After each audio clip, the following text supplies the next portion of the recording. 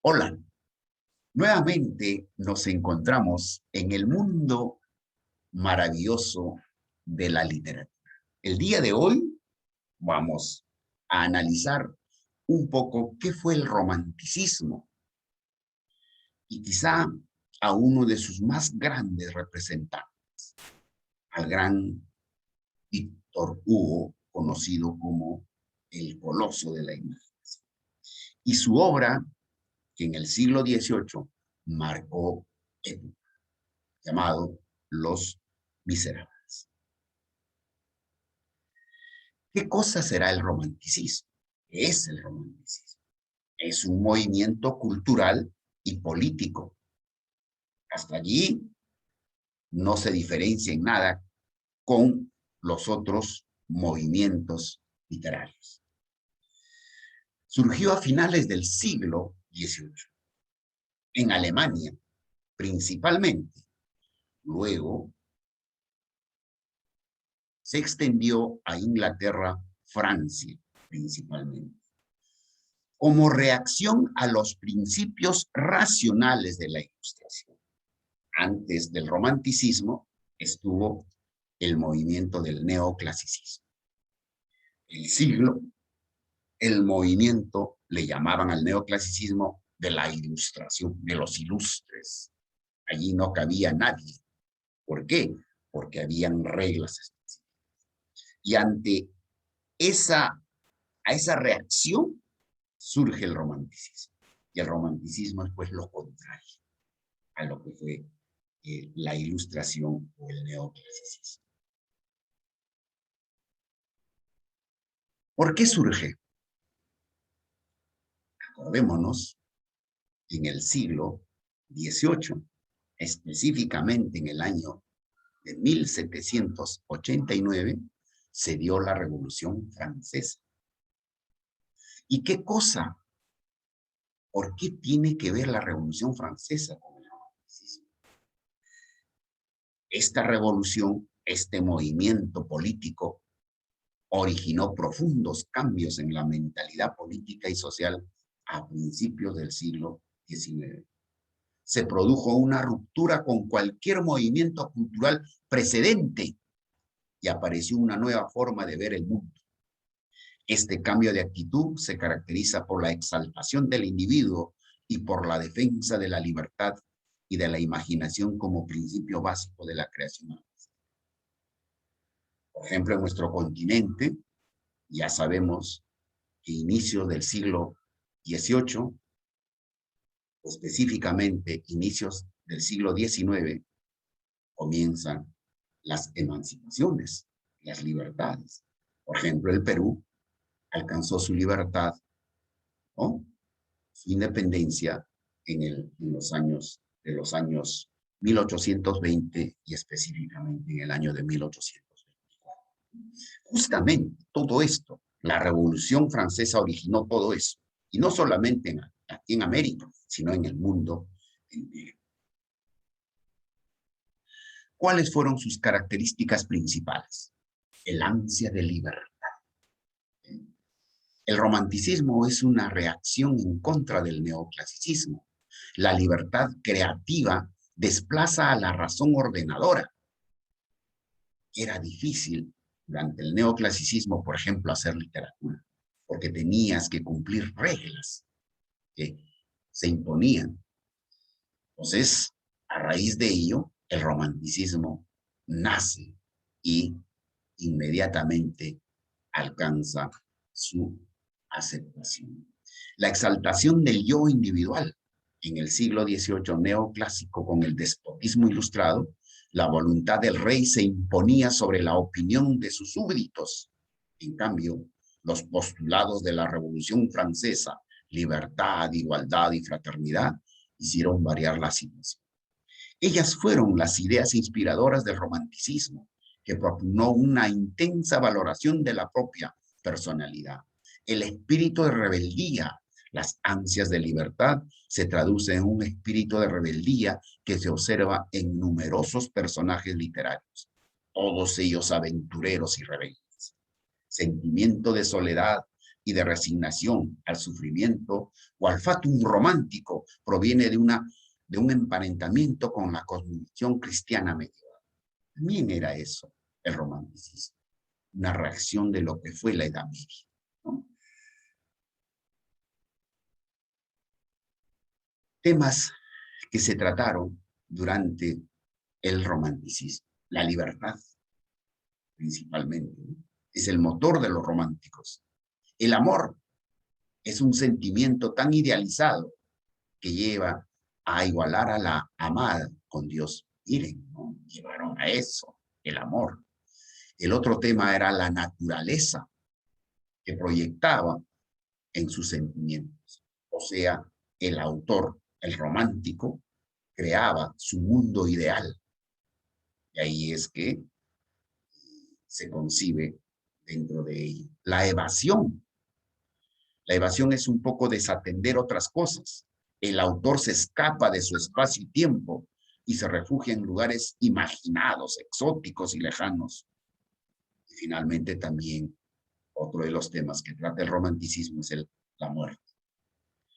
El escritor romántico no le teme a la muerte, la desprecia y desafía, ya que nada es más importante que su libertad y el amor. Por eso es que se dio pues, este movimiento, la Revolución Francesa. Morir, decían, por mi ideal. Mi ideal es la libertad. Por eso lo desafiaban a la muerte en todo momento. Y si hablamos de ello, pues tenemos que referirnos de este gran escritor francés, Víctor. Nos vivió muchísimos años, ¿no? 1802, 1885. O sea, digo muchísimos años por la época. Los promedios de vida antiguamente eran menores. Ahora sí, pues no, ya a través de la ciencia, los conocimientos, la tecnología, el hombre alcanza un poco más años de vida. Allí estamos hablando de 83 años. 83 años vivió el gran Víctor Hugo.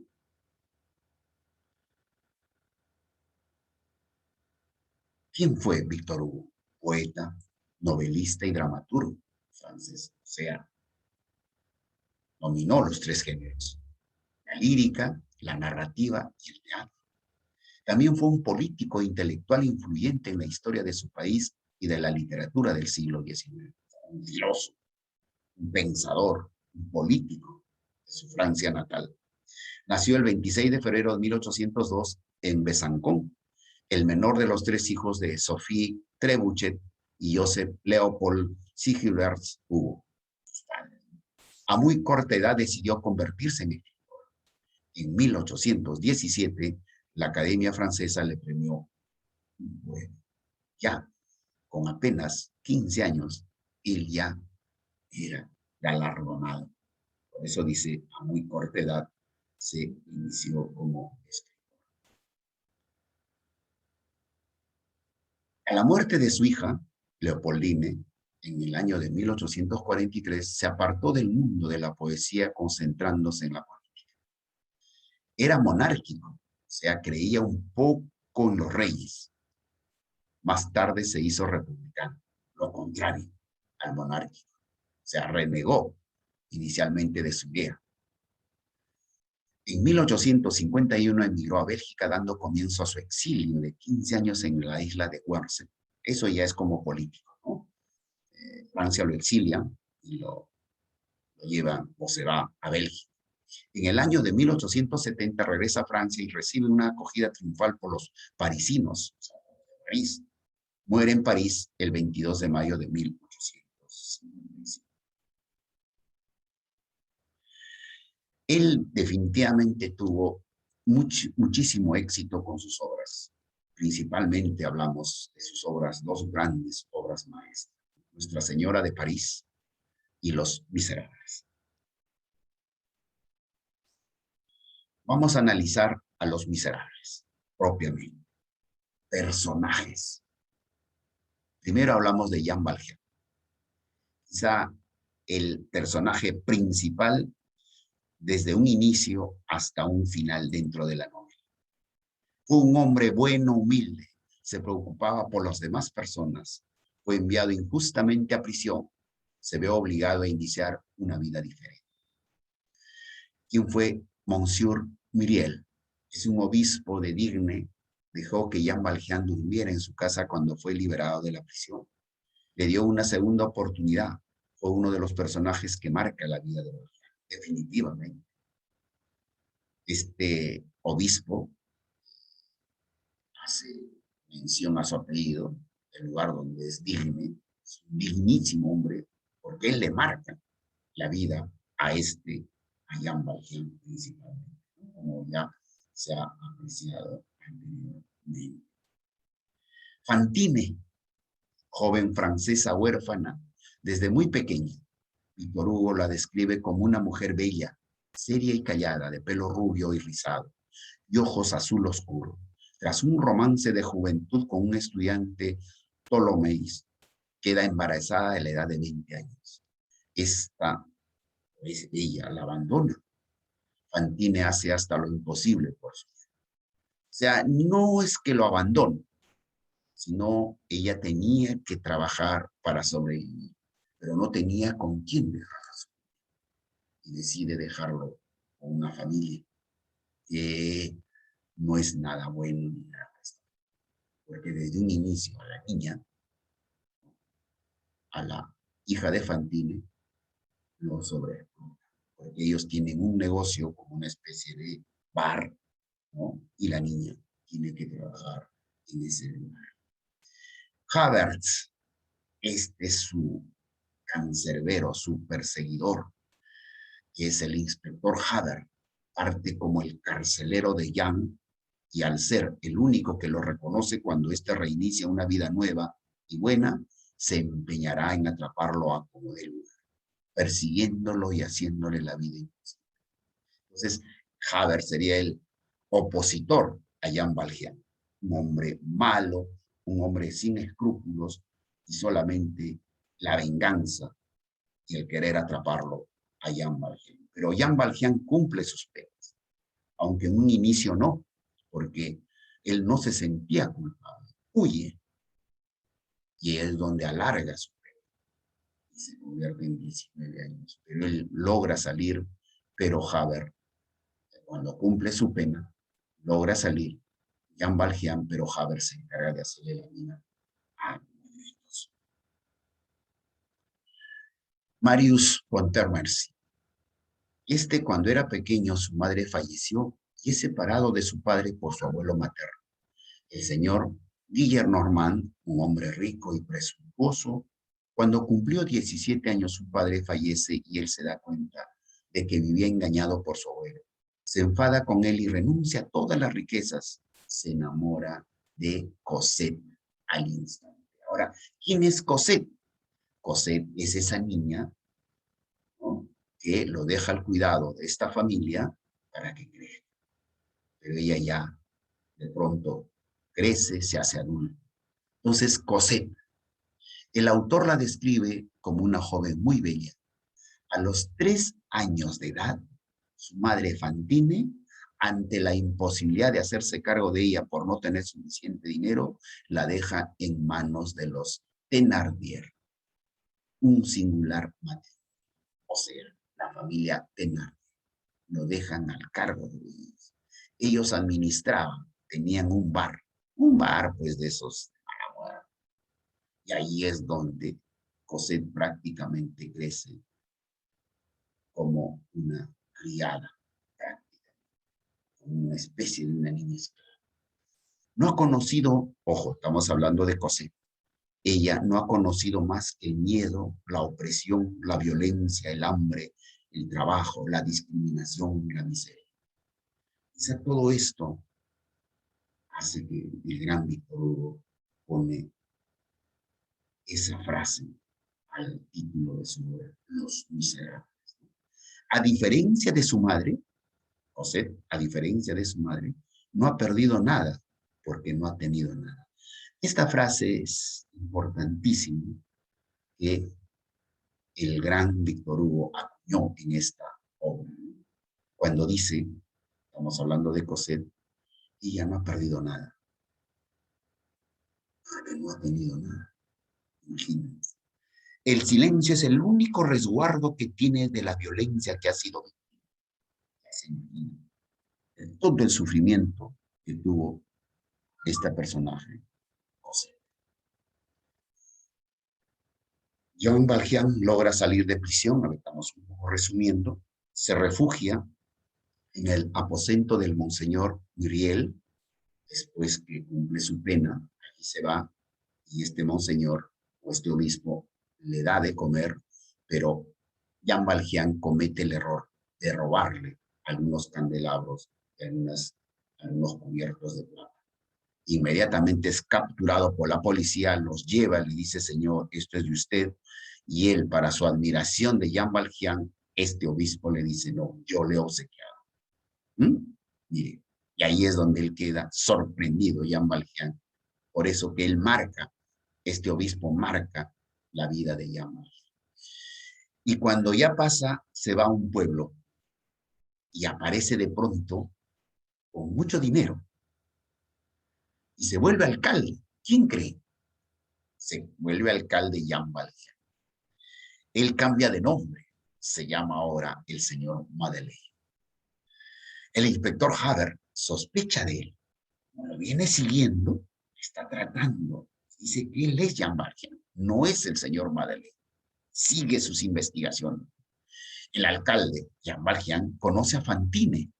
Ahí aparece ya esta personaje, esta mujer. Valjean dice la verdad en todo momento. Fantine fallece, la madre fallece, y Haber detiene a Valjean. Valjean escapa y va en busca de Cosette, que era la niña, porque antes de morir, Fantine le dice que tiene una niña y está en tal lugar, una familia respetada. Entonces, Jean Valjean le promete cuidar de esta niña, de su hija, que se llama Cosette, y va en busca de ella. Son perseguidos, porque está Haber que seguía haciéndole la vida a cuadritos, y se refugian en un convento. Marius conoce a Cosette. Aparece este jovencito que se desprende de todo, porque sabe la verdad de que había sido engañado por sus padres o abuelo, entonces dice, no me interesa nada. Y se enamora de Cosette. Epónime lo ayuda.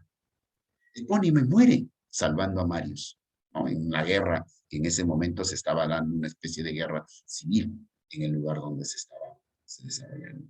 Valjean lleva a Marius grave y se encuentra con Haber. Y este Haber ya no aguanta más y se suicida.